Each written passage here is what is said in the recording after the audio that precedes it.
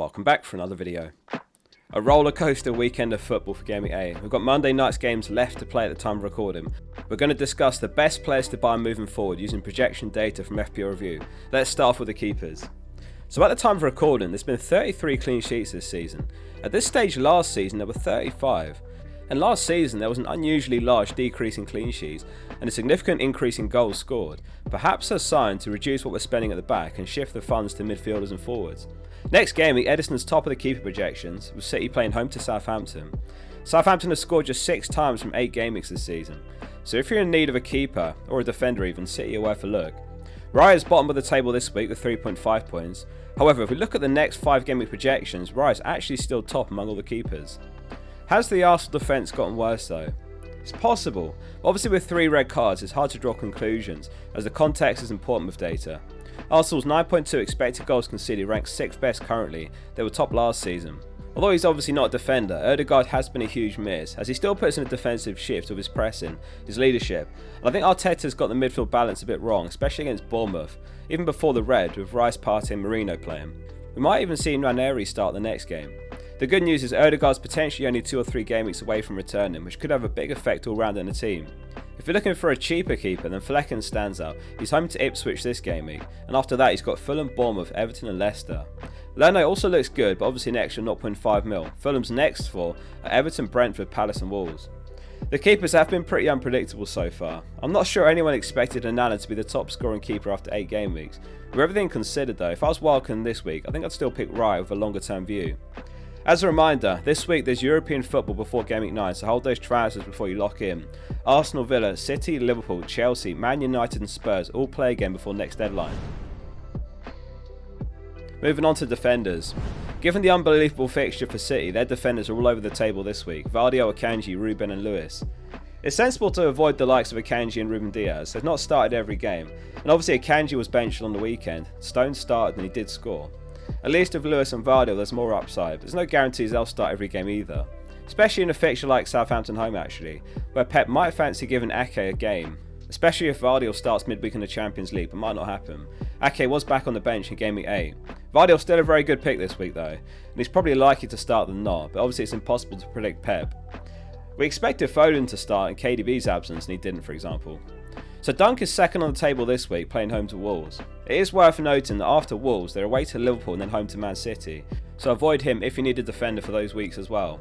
Brighton's fixtures are actually amazing from Game Week 13, which looks like the perfect time to buy in. Pinnock's now got 2 goals in 2 games and he makes the table this week with 3.7 points, home to Ipswich. Pinnock and Collins are the better alternatives to Dunk if you need a cheap defender that you can keep playing after this game week. After Ipswich it's Fulham, Bournemouth, Everton and Leicester. Van den Berg for 4 mil has now started 5 games in a row as well. Pinnock and Collins are completely nailed, which is what you get for the extra 0.5 mil. Van den Berg could be as well, but Frank does have options in fullback. So Arsenal are home to Liverpool. No Arsenal defenders on the table this week for the first time in a while, but they're going to also be without Saliba, who picked up that red card against Bournemouth. Arteta says it's going to be left up to the club if they appeal the Saliba red card, because they need to compare it to similar incidents. You'd imagine if they do appeal it won't get rescinded. So Davies is someone that we talked about last game week. He's second after Trent for expected goal involvement this season with 1.91 XGI among defenders. The problem is Ipswich aren't a solid defence, so you're going to be counting on attacking returns more often than not when they concede. And further to that now, Greaves and Tuanzebe are out injured. It's okay to start for the next couple, but I wouldn't look to buy him now. Onto the midfielders, and this week Palmer's top with 6.7 points, followed by Foden with 6.6 if he starts, and then Bumo 6.4. Chelsea are playing Newcastle home, which is going to be an interesting watch. Trippier still sidelined with injury. Newcastle visit Stamford Bridge after a 1-0 home loss to Brighton.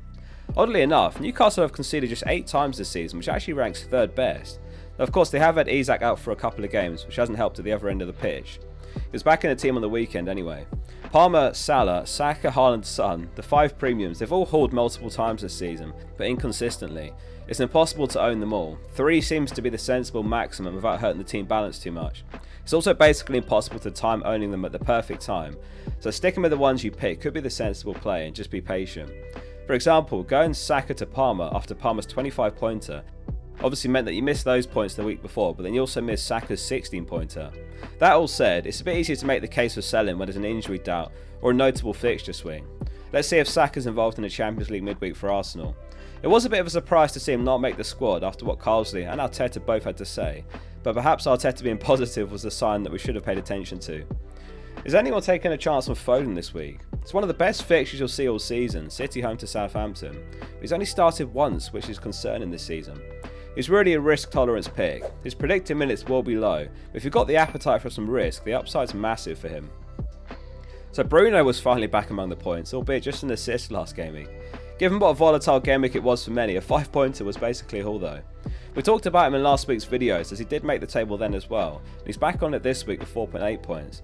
Man United's next 5 fixtures are pretty solid: West Ham, Chelsea, Leicester, Ipswich and Everton. Is anyone tempted for 8.2 mil? So if we don't get a positive update on Saka, who are the best replacements? Well, Palmer's the logical pick. Only Salah's got more projected points for the next 5 game weeks among midfielders. Son and Boomer also excellent choices, or as we say, Foden if you want to take on that risk. If you're looking for a cheaper midfielder this week, the 2 players that I like are Semenyo and Rodgers, both playing one another actually. Semenyo took 6 shots against Arsenal. He's away at Villa and then he's got Man City, so it's not the perfect entry point, but long term the fixtures are great and he should come good. Rodgers is home to Bournemouth and then he's away to Spurs and Liverpool before he's got Palace home.